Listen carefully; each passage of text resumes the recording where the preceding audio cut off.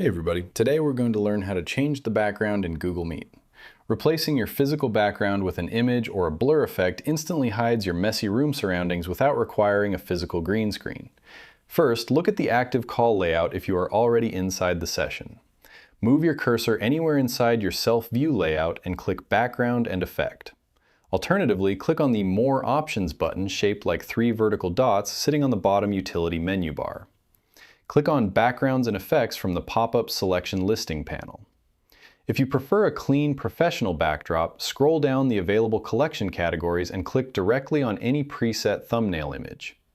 To load a custom image layout from your computer file directory instead, click on the tile option labeled Add Your Own Personal Background, shaped like a plus sign.